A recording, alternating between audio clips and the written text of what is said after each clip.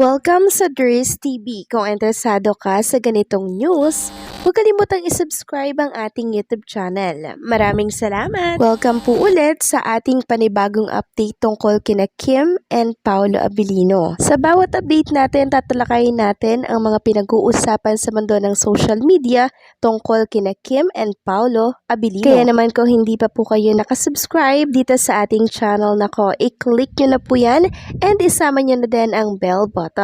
So, ayan, welcome back again sa ating YouTube channel mga kakimpaw, and sa update natin ito, ang pag-uusapan natin ay tungkol sa mga importanteng kaganapan kina Kim and syempre kay Paolo Abilino. Pero bago po ang lahat mga kakimpaw, narito muna ang ilang mga napili nating komento patungkol po yan sa naging previous update natin. Unang komento mula po ito kay Ginang Norma Dayag. Sabi niya, "Good evening Dries TV, wala na akong masabi sa kanila basta ako ay panatag na ako sa kanilang dalawa. Basta ako, dinadasal ko parati sila at di ko nakakaligtaan sila sa dasal ko na ligtas silang dalawa sa lahat ng ganap nila at mas lalo akong masaya at panatag na pag makita ko parati na magkasama sila habang buhay. Dries, God bless them always, now and forever." Maraming salamat po sa komento, Ginang Norma Dayag, and syempre sa palagian po na pagpipray kina Kim and syempre kay Paolo Abilino. So wag po kayong magsasawa na ipagdasal sila, na isama po sila sa inyong mga dalangin kasi napakalaking tulong po ng prayer, Ginang Norma Dayag. Very powerful po ito. And wag po kayong mag-alala dahil lagi naman pong magkasama si Kim and Paolo. Lagi pong nakaalalay si Paolo kay Chinita Princess. Siya yung lalaki po na hindi mapapakali pag wala sa tabi niya ang isang prinsesa. Yes po, ganyan po si Paolo Abilino.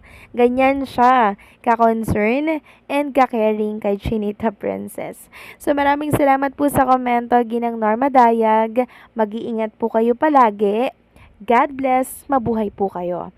At ang pangalawang komento naman, wala naman ito kay Ma'am Josephine Brondial. Sabi niya, "Namahinga lang yan mga bashers. Siguro pagod sila. Ganyan ang buhay, may mga challenges talaga. Pero yung mga kasamaan di yan mananalo.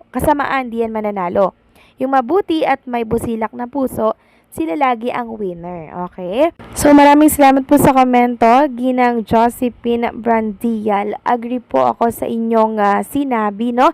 Yung mga bashers na mamahinga lang yan, tapos nagmamasid, nakikiramdam sa mga ganap po ni Kim and Paolo. Tapos pag merong inaakala po na, alam niyo yun, pwedeng gawa ng issue, papasok yung mga bashers na yan. So humahanap lang yan syempre ng tiyempo. And agree po ako sa sinabi ninyo na ang kasamaan, hindi po yan mananalo. Pero lagi yung panggulo mga kakimpaw. Yun po yung nakakainis doon. Panggulo sila, pero sa huli, hindi naman po sila nagtatagumpay. Maraming salamat sa komento, Ginang Josephine. God bless. Mabuhay po kayo.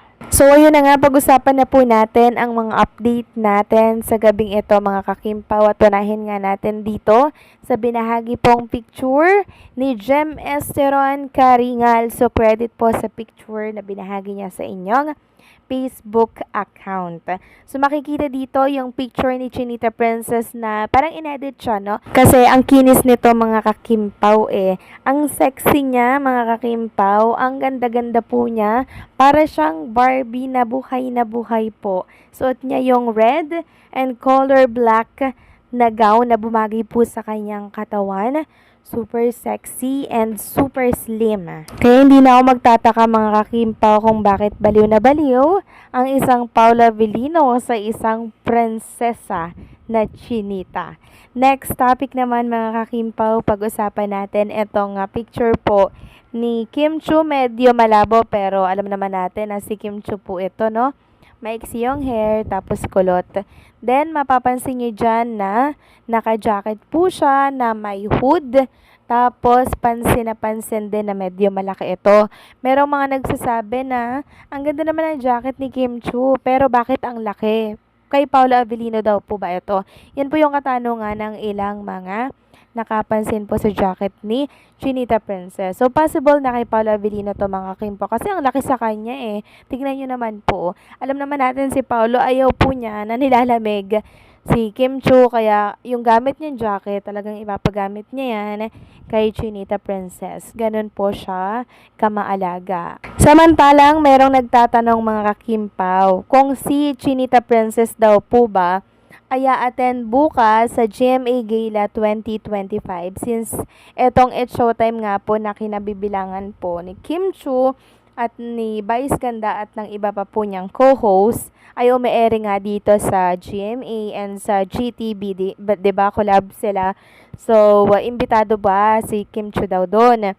At kung pupunta daw ba si Kim Chu dyan sa GMA Gala, no?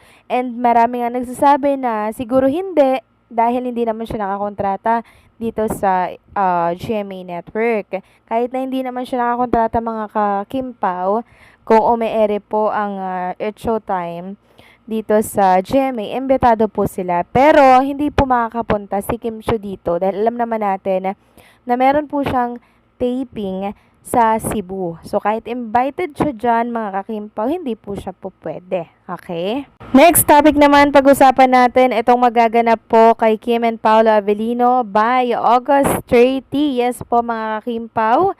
Ang Kim Pao po ay nasa England. Yes po, may aabagan tayo for Kim and Paolo Abilino. So, ito po ay pinag-uusapan na ngayon dito po sa X.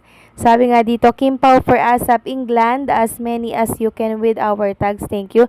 So, pinapag-trend po nila yung tag nila na Kim Pao for ASAP England. Kaya sa mga kababayan natin na andyan po sa England, na sumusuporta at nagmamahal po kay Kim and Paolo Avellino or sa Kim Pao, pwedeng-pwede nyo pong makasama at pwedeng-pwede nyo pong makita si Kim and Paolo Abilino.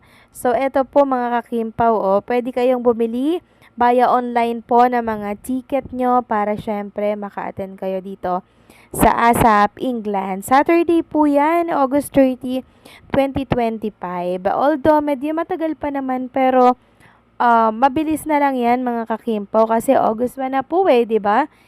Sa mga darating na linggo, ang bilis na lang yan mga kakimpaw hanggang di natin namamalayan December na pala. So nakaka-excite lang ulit na, alam niyo yun, imagine na si Kim and Paolo Avellino magkasama ulit mag-travel sa ibang bansa. Syempre, alam naman natin na pag magto-travel sila sa ibang bansa, syempre may mga side trip sila dyan, mga pasyal-pasyal, diba? Para ma-enjoy syempre yung pagpunta po nila dyan sa England. So, isa din ako sa excited dito mga kakimpaw kasi magkakaroon ulit ng panibagong bonding moment si Kim and Paolo Abilino. And another, alam niyo yun, another kasiyahan na naman ito para sa ating mga Kim Pao fans na talaga namang everyday ay naghahanap po ng mga update tungkol sa kanila, no? So, abangan natin yan mga kakimpaw, okay? So, paano po hanggang dito na lamang ang update natin.